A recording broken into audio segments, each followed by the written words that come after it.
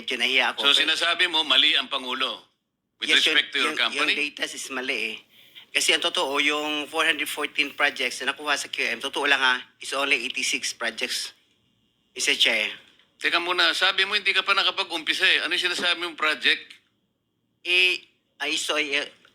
Ano ko lang siguro, bagitin ko lang. Noong 2003, nakalisensya na kami sa pickup, only category D. Hanggang noong 2024, naging quadruple A na tayo. Pero dumaan pa kami ng single A noong 2011 hanggang nag-triple A tayo ng 2017 hanggang naging quadruple A tayo ng 2024. Mr. Secretary, naiintindihan mo ba yung sinasabi niya?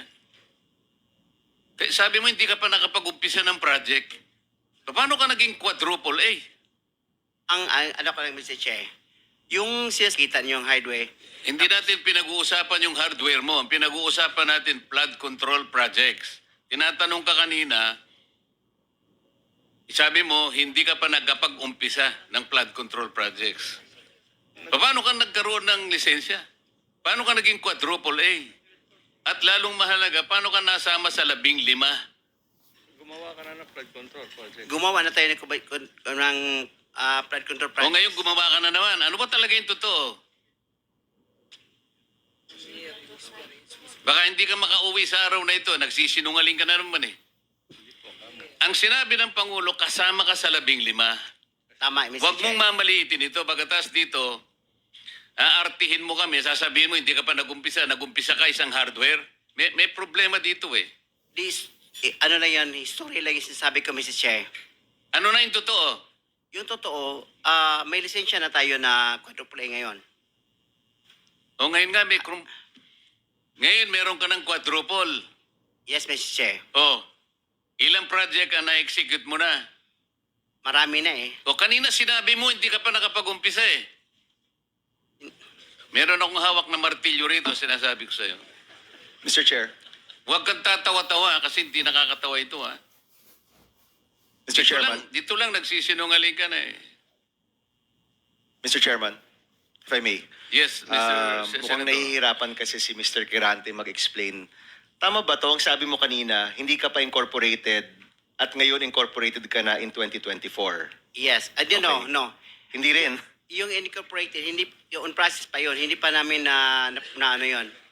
na-approve. So lahat ng project na ginawa mo, sole proprietor. Yes, Your Honor. So nakapag-project ka na.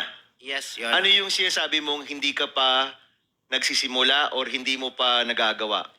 Yung incorporated, kasi hindi pa na-approve yung namin, hindi pa naman na-practice, hindi pa na-transfer from sole proprietorship into... So kaklaruhin ko lang, marami ka ng project at tama na isa ka sa top 15, correct, Mr. Quirante? Yes, Your Honor. Pero hindi ka pa incorporated. hindi pa. Yun sole yung pa rin. sinasabi mong hindi ka pa incorporated.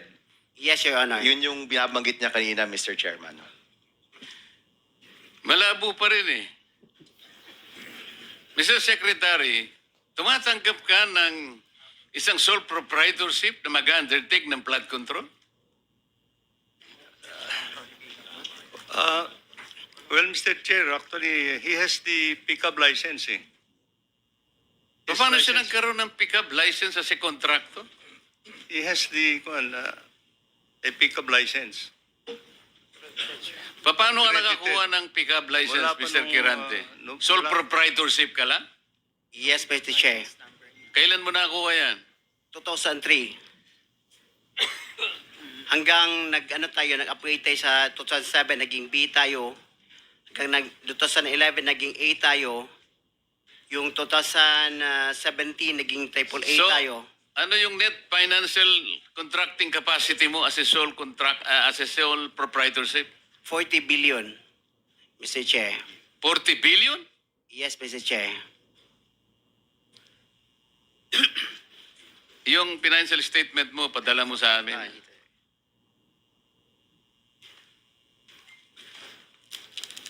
Mr. Chair, if I may. Mr. Chair, Teka muna, si Senator JB muna para matapos natin lahat. quick lang para sa kanya. Kanino? Kay Randy. Habang hindi pa siya umalis. Naniniwala ka pa dyan?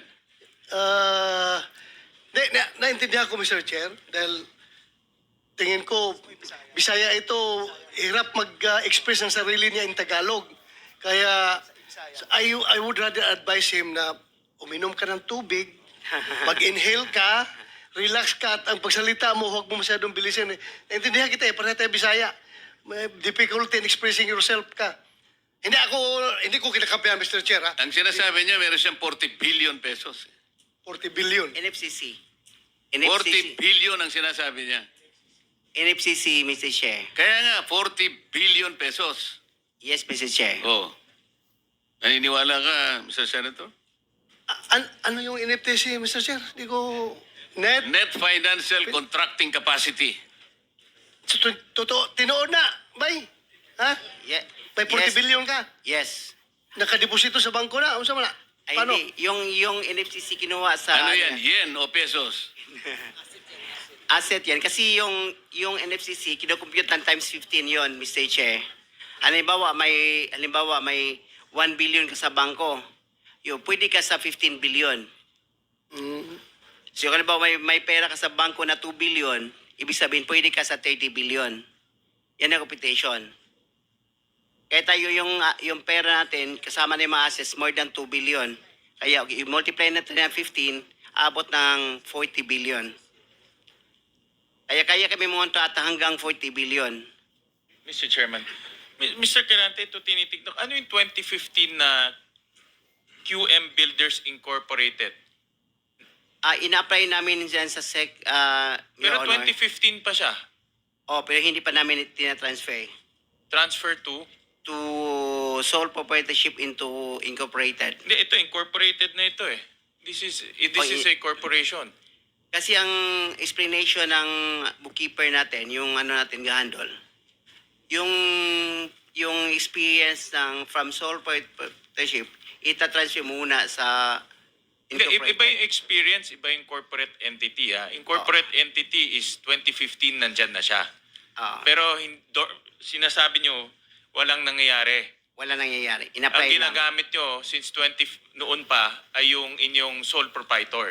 Yes, Your Diyan Honor. pumapasok inyong income, in other words. Yan din ginagamit nyo pagbibid ng mga projects. Yes, Your Honor. Tama? Ganun ba? Ganun ba ho ang interpret? So, dalawang entity, yung sole proprietor at yung incorporation. Yes, yes, Your Honor. Okay. Sabit nyo na lang ho sa amin yung mga dokumento na yan. Thank you, Mr. Chairman. Senator JB?